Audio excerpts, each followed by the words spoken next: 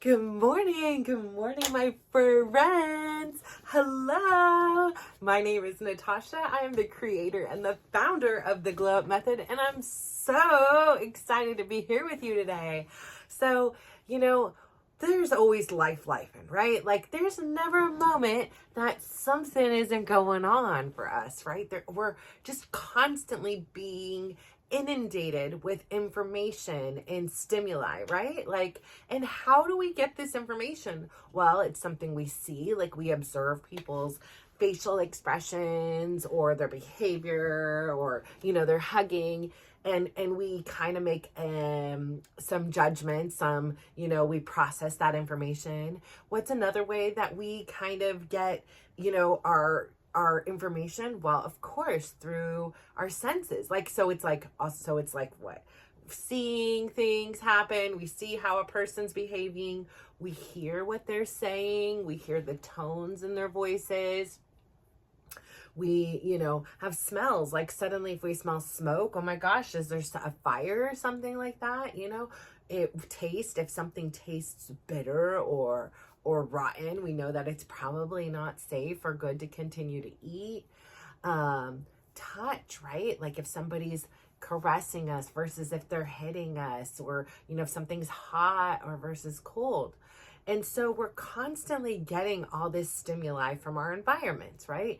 And it kind of takes us. So, like, I could be sitting here talking to you, and I could all of a sudden hear the doorbell ring, and now my attention is distracted. I have been hijacked, and there could be a knock at my door, and one of my kids say "mom" in a particular tone, and I know, okay, I'm ready to respond.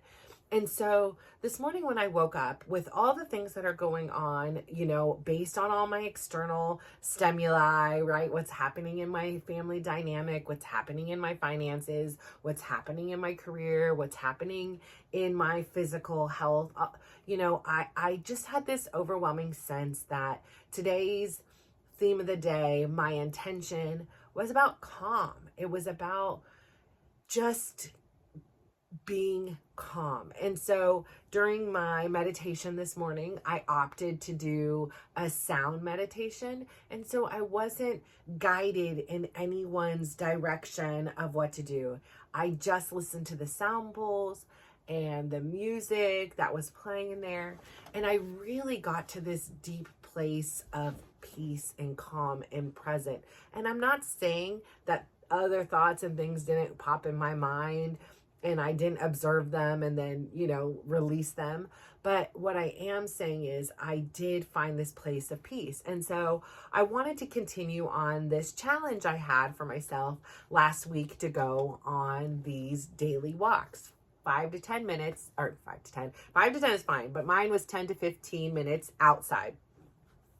And I have found so much out about myself within that time. I found out I really missed walking in nature. Yes, getting it done and running and getting it done quickly is great, right? Like, get it over with, everything, But I really use that 10 to 15 minutes to enjoy my body, enjoy the fact that I can move. And I'm going to be honest, like yesterday when I did my walk, my, whatever you want to call it, I had a flare up of something. And so it did make each step uncomfortable. I would make adjustments. I'd stretch a little this way. I'd stretch a little that way, but I was numb from my buttocks and hip down to my toes and on one side. And that's just uncomfortable. It's like you don't fully feel your leg and everything. So I kept making adjustments, and, nothing gave full relief, but it got me enough to get through the task. And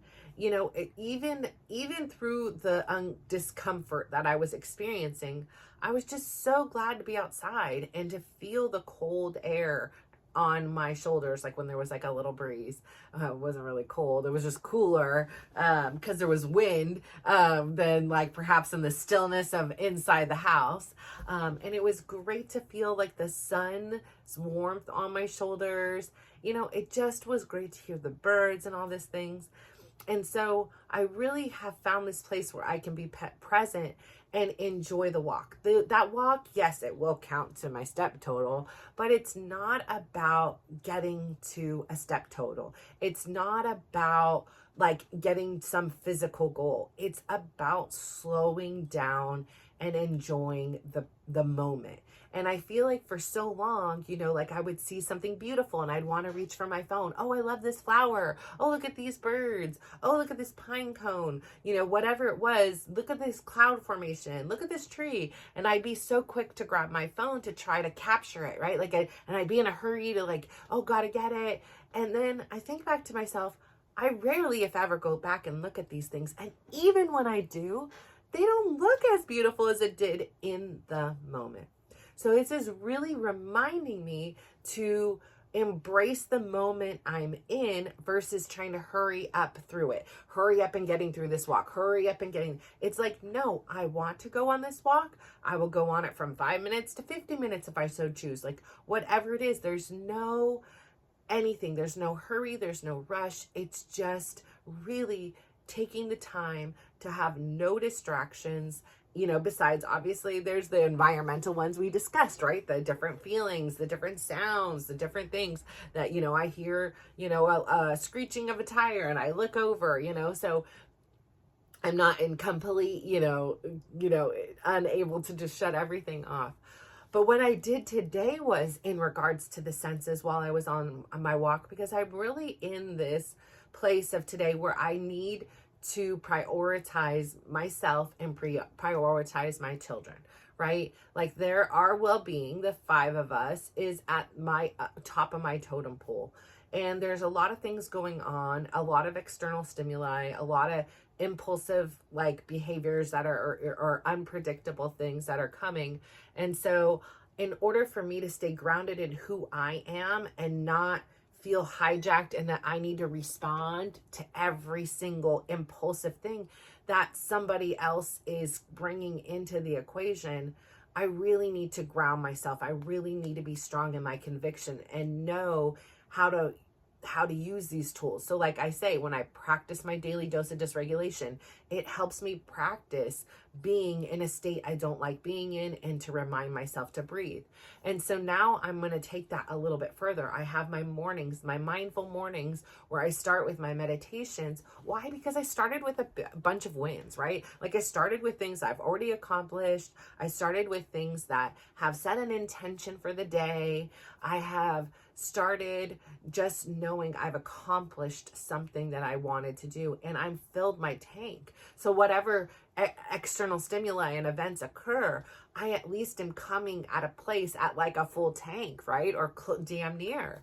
So I today was trying a new like my kids say, a new level was unlocked. And that's how I kind of feel like today was for me. So again, I've been intentional on wanting to be calm, so much so before I went to record, I did a lesson and I had the window open. There were birds chirping and I felt myself just become so relaxed. I nearly fell asleep. And I was just in that relaxed, calm state. And I was like, okay, well, this was your intention. And immediately, I was like, oh my gosh, it's morning. I should go get coffee. I should counteract this. How, I just woke up not too long ago and now I'm drifting off, but I was just so calm and so relaxed that I appreciated that. But here came Mrs. Anxiety over here. Was like, no, but we have stuff to get done and we have things to do. Go drink your coffee, go do this so that you're capable of getting more things done. And I'm like, is it about getting more things done? Or right now, is it about prioritizing my health, my physical health, my mental health, and letting myself have this place where for a few minutes, I am just relaxed and I am not doing and I'm not fixing and I'm not, all the things that I feel and I've been driven to do constantly and never have permission to rest. And even when I'm resting, I'm in guilt. Oh my gosh, I shouldn't be watching, The Circle. I should be, watching something productive. I should be watching nothing at all. I should be in a class. I should be doing. So all these little anxieties, all these little rules that I've imposed on my life. Why? I don't know, but now I am practicing this place of mindfulness and like having this place right here where I could sit and be calm for a few minutes and then come here. Like my feel like my energy is just like I feel literally lighter in my bones and my skin today. And one of the tools I practiced today, the level that was unlocked, was this kind of game that we play with our five senses, and it really helped ground me. So I opted to do it because you know me, it's all about efficiency, and as much as there's only so many hours in the day. So during my walk, I put this new challenge on myself, and I was thinking, okay, so here's what we're gonna do. It's about the five senses. My uncle was huge on things with five, and the five senses came to mind, and here it is. Here's the deal. So I was like, okay, during this walk, we're gonna take it slow. Again, just pace, like when I first, like a slow pace, like just a stroll. It was just a wandering around, like aimless. Like there wasn't a destination, there wasn't a route. It just was. And I first began by, because my brain wanted to start thinking about all the things going on, thinking about Chris, thinking about my kids, thinking about why do I feel so sorry for him, like thinking about the young man in the hospital, thinking about all these, my kids and having PT today. I'm thinking about my daughter and her boyfriend is leaving out of town for a week, and they haven't been away from each other in a week, so this should be interesting, and just thinking about all different kinds of things. And I then realized, oh my gosh, all this stuff here that's in the past, that's in the present, in the future, are not a part of this present. How do I how do I refocus my attention on where I am right now? I'm out here alone in this world, taking a walk. I have nobody around me. And this is what can I do? So I started to think, okay, what are 5 things that I can see? And I wasn't in a hurry. It wasn't like a race. Like, we play games where you have to like list things and stuff like that. It wasn't about that. It was just taking it slow and really appreciating each one. So the first thing as I'm walking, I see a magnolia tree. I see a magnolia tree whose leaves are falling. I see a magnolia tree with a magnolia in it that's half alive and half dead with some brown on it. And I enjoyed that. And then the next thing I saw, for some reason caught my eye, was this really interesting lamppost. And I watched the lamppost until I passed it. And then the next thing I noticed was stairs with moss on it. And I've walked on these stairs many times, but I had never noticed the moss. And I noticed the moss, and I watched the moss as I walked up and past each one. I kept walking. Then I noticed the blue skies through the trees. And it just it made me feel so calm being able to see these things until they passed or until something else I would see, and really focusing my attention on that. And after I got through the 5 things that I could see, I then went to 4 things that I could hear. I'm an auditory person. I really love sound. I love music. It just brings me this peace. And so I thought, of course, I would do 4 things that I could hear. And of course, the most beautiful thing I could hear pops in are the sound of the birds. So the birds are chirping. I hear that. I continue to walk. Then I'm delighted with this sound of a very slow, because there isn't a big breeze, but this just slow ding, ding of a wind chime. I continue to walk. I start hearing a lawnmower cutting the grass. I hear, let's think, what else did I hear on that trip? I don't remember now what the other one was. No point, right? Then I think 3 things that I can feel. And I was like, well, I can feel that my sock is falling under my shoe. Like it is falling from my ankle and it's now in the middle of my foot. So I could feel that. I could feel my feet on the ground. I could feel the cool air on my shoulders. And I was so happy about that. And so then I thought, okay, well, what are 2 things? What was it, right? So 5, 4, 3, 2. Oh my gosh. Oh, Duh. Two things that I could smell. And so I began thinking about what I could smell. I'm now waiting and seeing what comes up on this walk. I'm in no hurry for it. And suddenly I start smelling the redwood trees. The needles have fallen, and it's reminding me of like being a little girl camping. So I smell the redwood trees and I'm enjoying that. And the next thing you know, I smell the fresh cut grass from the lawnmower. And then I move on to taste. Now, again, I'm a faster, so I haven't had any food, since yesterday's dinner. And so I'm tasting toothpaste. I had just brushed my teeth before my walk, so, it was minty fresh. This is what I tasted. But I say all this to say, it like unlocked a new level. Like, I was like, damn, I thought I was taking these walks calm. I was letting the thoughts come in and out. But here I was, this entire 10-minute walk.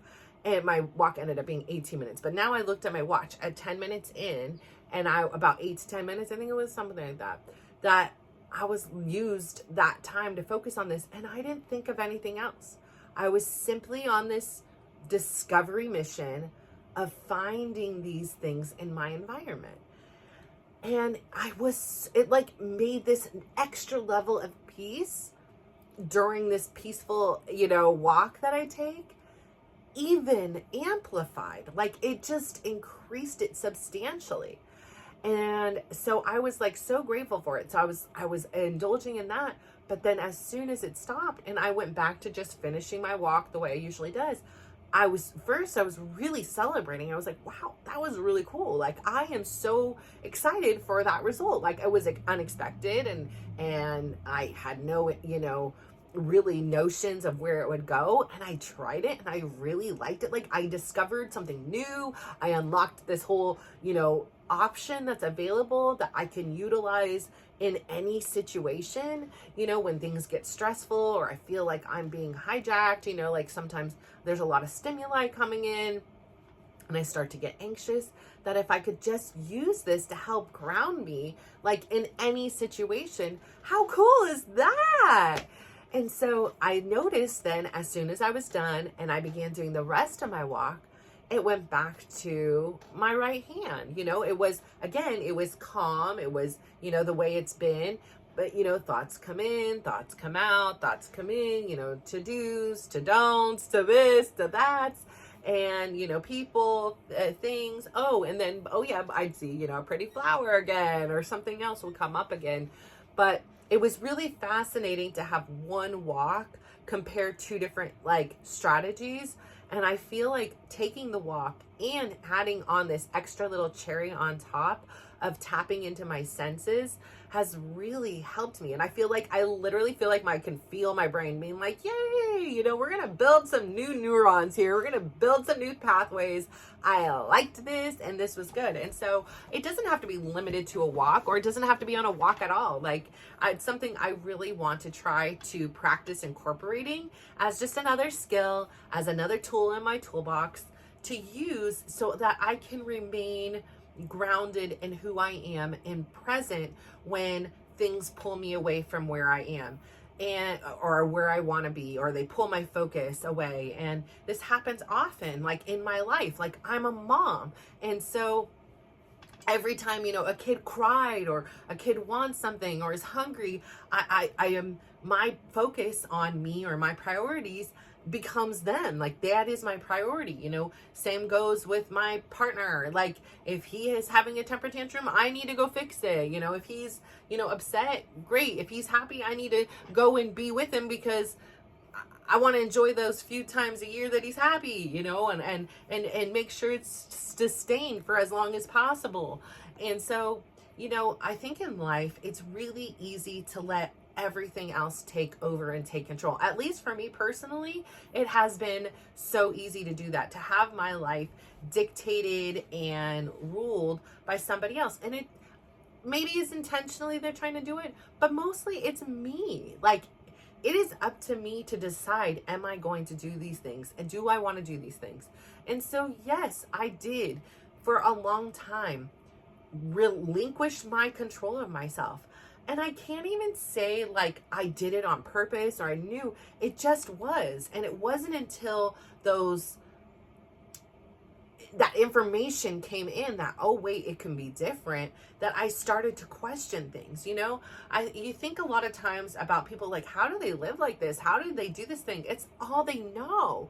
And for me, taking care of others, being the sidekick to, supporting someone else, that's all I knew. That is how I was born into this world to be. And it doesn't mean that I'm still not kind, and it doesn't mean that I'm still not supportive of others, and it still doesn't mean that I need to, forget that part of me, because that part of me very much exists. Like I say, it's a double-edged sword. When Chris is mean to me, like, I'm frustrated and I'm hurt that he treats me one way, but then there's this other part of me that feels sorry for him, that knows his full story, that understands, like, if it wasn't happening to me directly, like, I would have super compassion, I'd have super responses and be like, hey, like, here's some suggestions, like, hey, it's not very nice to talk to people like that. Like, it's not nice to, like, I get it. You love this person, but you treating them like garbage all the time and hurting them and talking bad about them,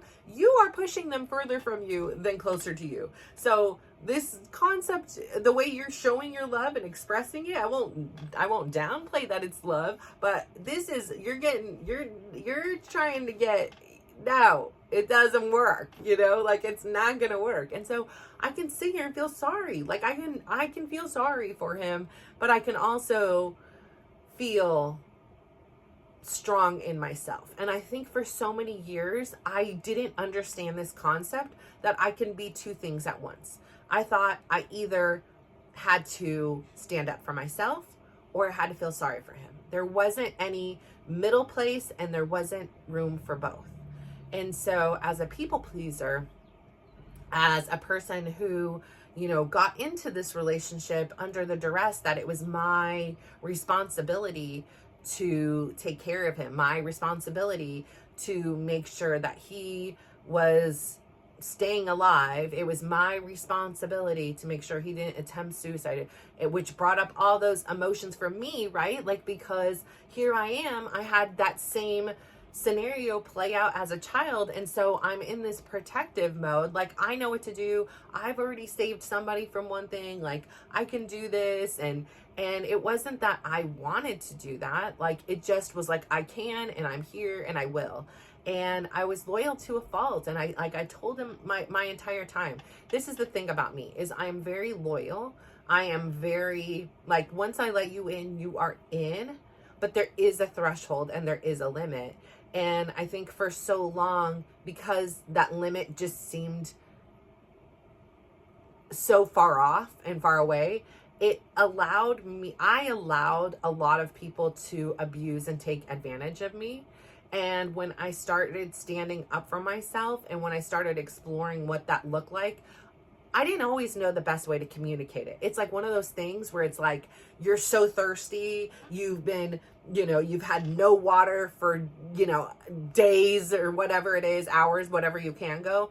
And suddenly you begin drinking, and you're just, it's like gorging in it, or a food, or, sometimes, like, if you're like, okay, I'm not going to eat any sweets, and then suddenly you like go and you have like a total indulgence in it. And so, there was this area of when I began doing stuff, whether it be with my physical journey, where at first, I did at first I was balanced, and then I got to this point where I started going way too much, and then my body was like reacting negatively. It was like getting sore and hurt, and I couldn't keep up with the other exercises and things I wanted to do. So it is like this overcompensation. And so, yeah, when I began using my voice, I was like firm, and I was like, no, we're not doing this. And I think that part of the journey is learning, well, it didn't work this way, and this isn't working either. Like, I'm rubbing people the wrong way.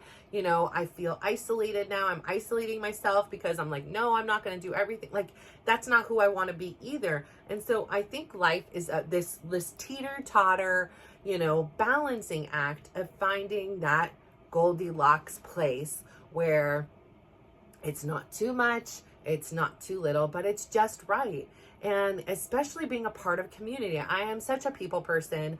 I am such a lover of stories. I love hearing people's journeys. I love people's resilience. Like I say, one of the things about this young man, he's not even my son, like, but I'm just like, oh my gosh, like just the way his spirit is, I can so see him. Like I'm telling my kids, like I could so see him going and being like a pastor or a motivational speaker and going around and talking to people and sharing his story and touching people's lives, like, you know, like, and I'm always thinking about the people that are in my circle. I think often about, you know, other kids and what they've been through and their situations. And, you know, I think about right now, again, he is such a reminder to me to slow down. It's such a reminder how when I get forced to slow down, when something tragic happens, big or small, I'm going to sneeze. I'm going to, sorry about that if I do.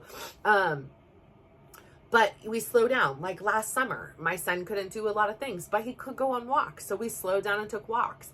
He couldn't do a lot of things, but I would lay in his bed with him, you know, and we would sit there and play a game, or I'd open the packs. I'd watch him play. But in our normal lives, that doesn't happen. We get so busy. And so for a little while, those habits maintain after the shock, you know, but after the shock wears off, life kind of picks up again. And maybe one or two of those attributes you kind of integrate into your life, right? Like you have this appreciation. But again, it's those things we take for granted, you know. Since he's on a trach now, he can talk, he can communicate. When you're on a ventilator, there's only limited things that you can do. And so having this new skill unlocked for him, this thing that we take for granted, our voices, is so just indicative to me for so much. And again, like I think about how I could just itch my eye right now, how so many things I can do. And I'm so grateful for that. I really am, because it isn't lost on me that somebody out there, him and many others, have limited mobility. That was one of the things that my uncle had talked about most, was like he had felt like he was in a jail cell. He felt like he was in this sentence, like his body was this thing holding him back. And again, like it's about perspective. And for the most part, my uncle was very, very conscious of the way he chose his wording.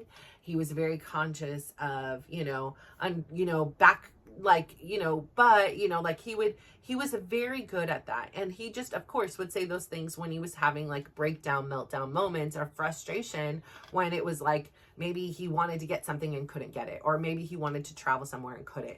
And again, thinking about what he was to where he is now, or was now, and now, as far as I know, there's no physical movement here on this earth that I can tell you of. But it was always a reminder and a motivating factor for me to really enjoy where I'm at, enjoy that I'm able to do the things that I'm able to do, and appreciate it. Like, I'm so, so grateful for the ability to move my fingers. Like the other day, I did this relaxation where, it's like your hands do so much, but I like literally relaxed my fingers, and I was like, oh, you poor things. Like, you do so much. I need to appreciate you. Like my feet, I look at all the muscles in my feet from all the dancing and bar and all the things like that. And I just sometimes I just need to take care of you. I'm going to give you a little foot massage here. Like, I just am so grateful of where I'm at.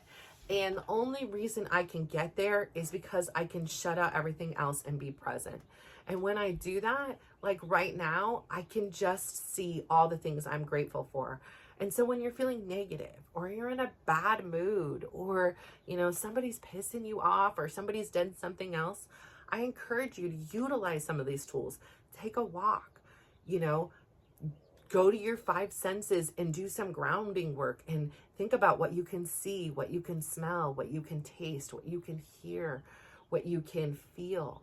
And really come back to the present zone instead of being hijacked by everyone and everything else, because this is your life.